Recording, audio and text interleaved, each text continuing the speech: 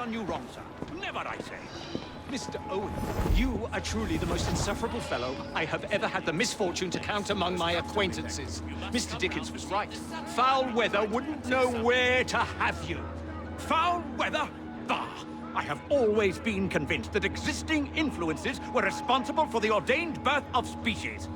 Let me remind you, sir, that you have accused me of abusing science, yet you are making my very ears bleed. You wound me, sir.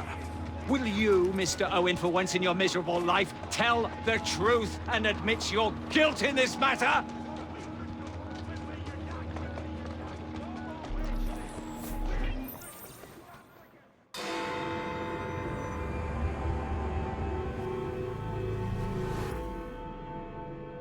I have told you before, sir, I had nothing to do with that anonymous article. Nothing, I say. That is a lie, sir. And you know it. Bah, I don't have time for this nonsense. Nonsense? It is my name and reputation you have willfully besmirched, sir. My very name. Bah! Drive, damn you, drive!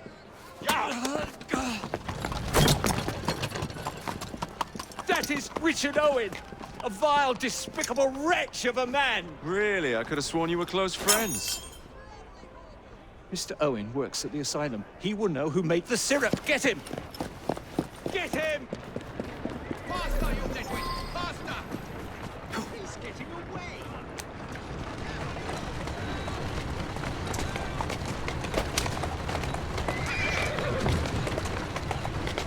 Yeah!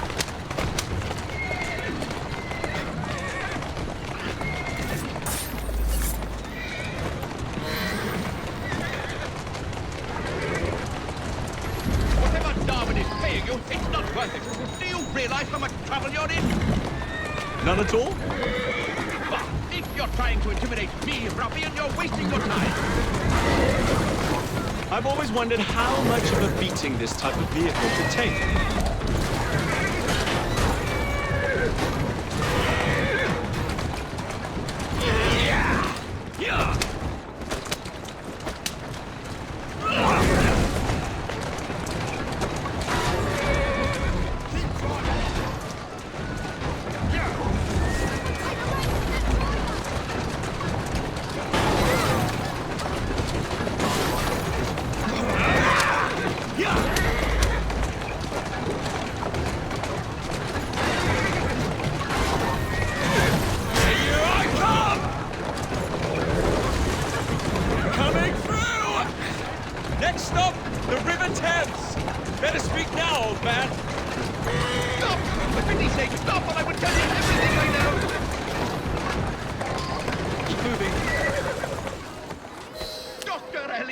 Dr. John Elliotson. He formulated the elixir. He's the man you want, not me. I beg you, good sir, stop this madness. Now, was that so hard? Yes.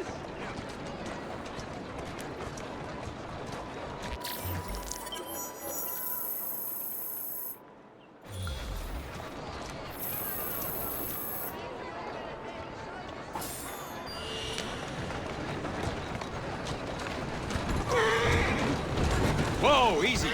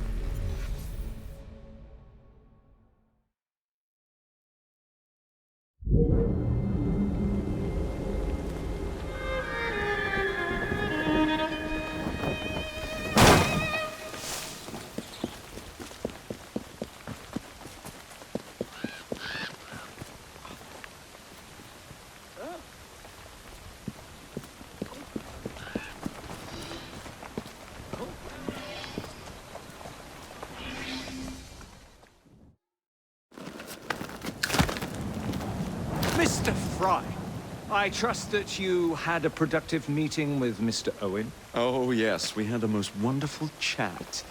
I found out the man behind Starrick's soothing syrup is John Elliotson. Dr. Elliotson, I haven't heard that name in a long while. He was a brilliant heart specialist until he became obsessed with phrenology and mesmerism. It ruined his career. Well, how shall we proceed? Oh, with all respect, Mr. Darwin, I believe I should proceed alone. After all, we wouldn't want to attract any unwanted attention. Sounds very wise. Good luck, my boy. Oh, and Mr. Fry, should you find yourself with any free time, please do call on me.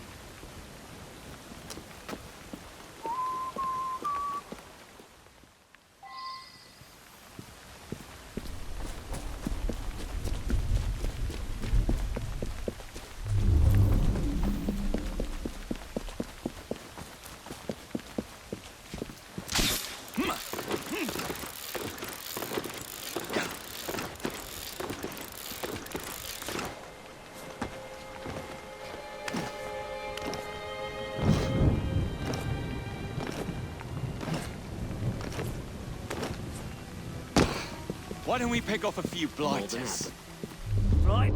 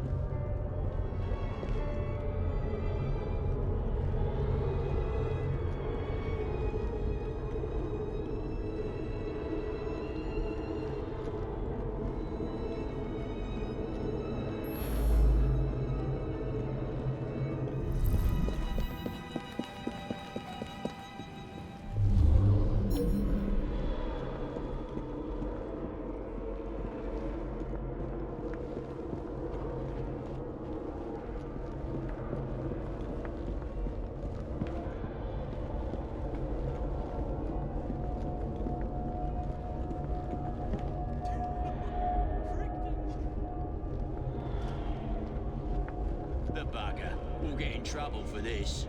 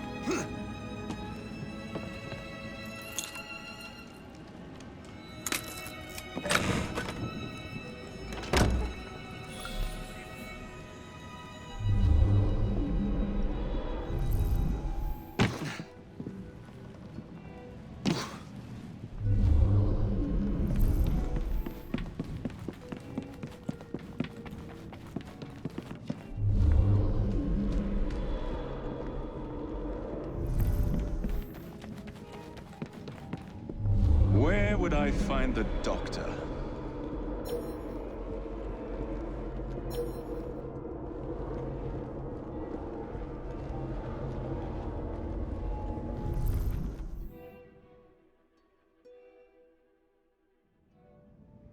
Ah.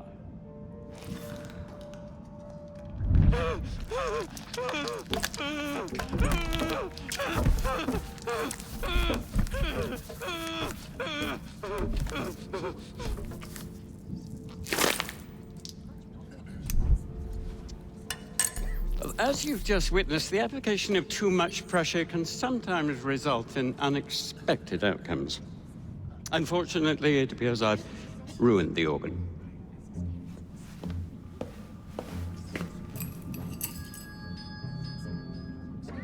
Send up a cadaver. At once, Dr. Elliotson.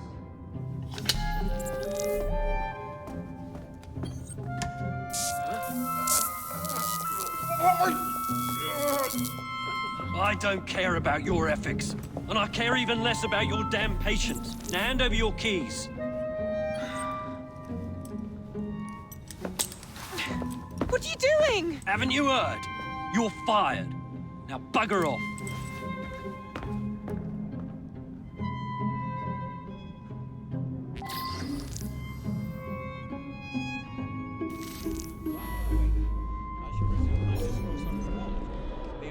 How to do it.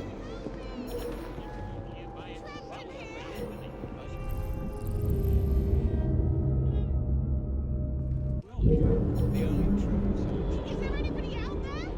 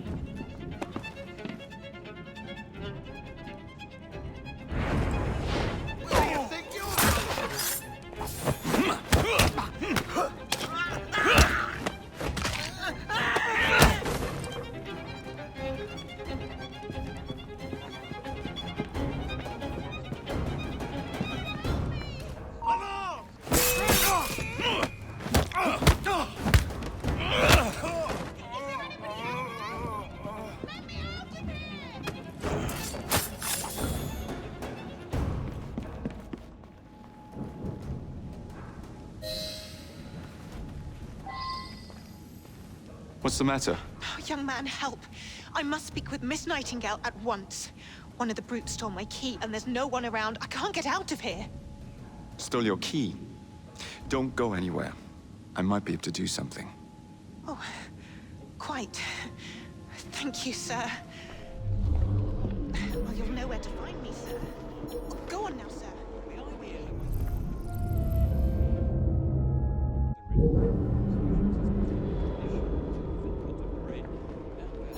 There's something very peculiar about that Dr. Elliotson.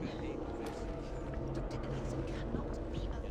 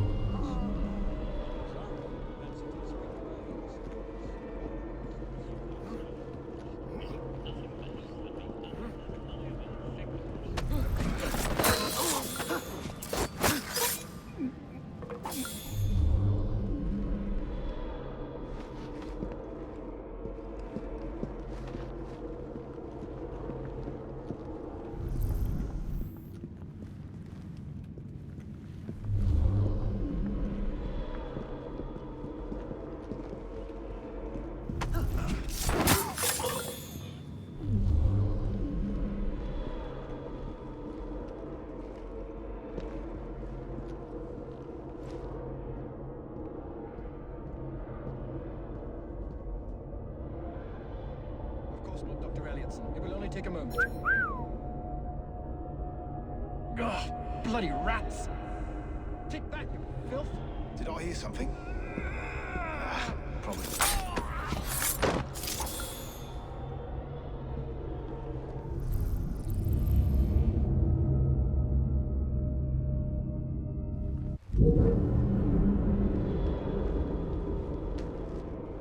How hard can it be to fix a bloody crack in the wall? And don't come back!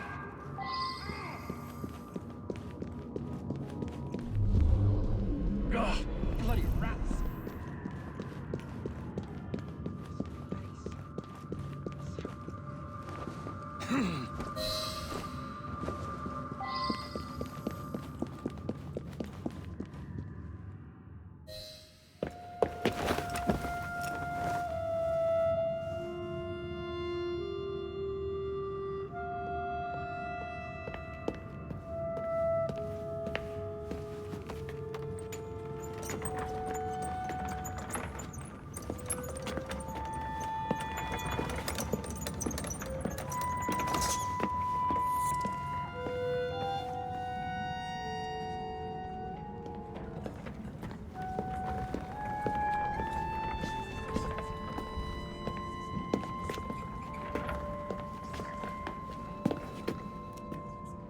Here it is, Doctor. We will continue our experiment shortly. In a moment, we will compare the brains of our two specimens. Since both specimens had a propensity towards violent behavior, we should see similar protrusions in specific parts of their brains. Corpses do not have boots.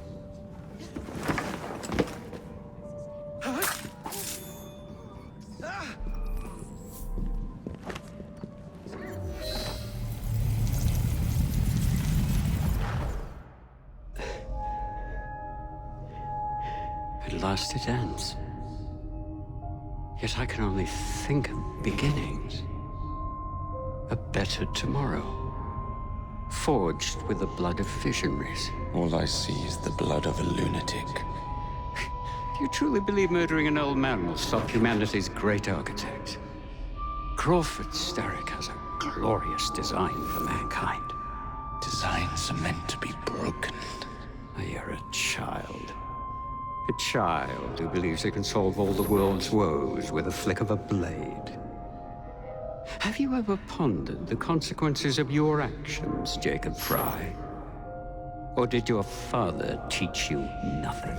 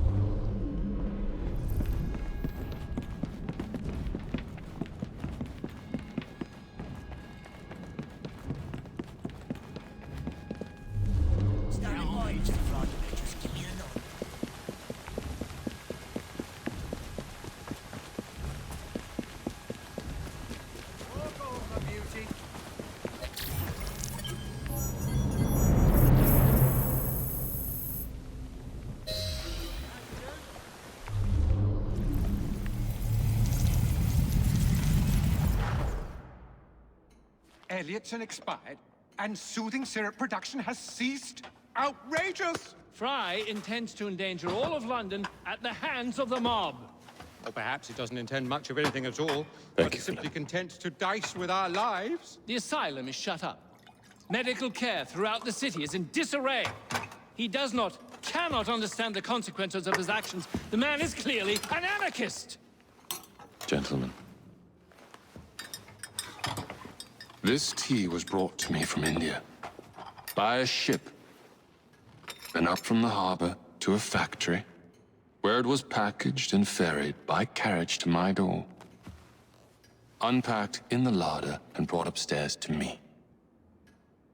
All by men and women who work for me, who are indebted to me, Crawford Starrick, for their jobs, the time, the very lives they lead. They will work in my factories, and so too shall their children. And you come to me with talk of this Jacob Fry, this insignificant blemish who calls himself assassin? You disrespect the very city that works day and night so that we may drink this miracle, this tea. I'm nearing the end of my research. Our beloved London shall not suffer such a bothersome fool for much longer. And what of this sister I've heard of, Miss Fry? Miss Fry shall be gutted. Soon enough. Delicious. Sorry to interrupt, Initiate. Thought you'd like to know that Sean and Rebecca got away from Otzoberg. Berg runs a unit called Sigma Team. Violet DaCosta is his tech support. They've been hunting and killing assassins for a long time.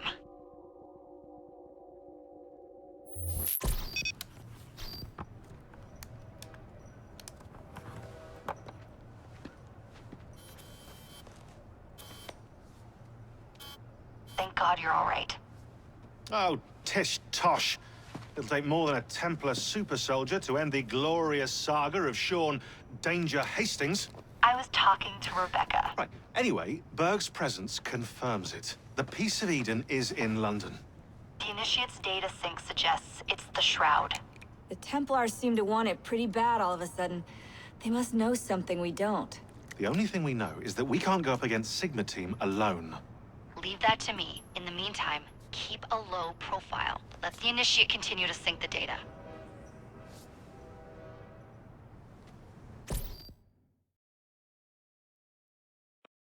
A letter? For me?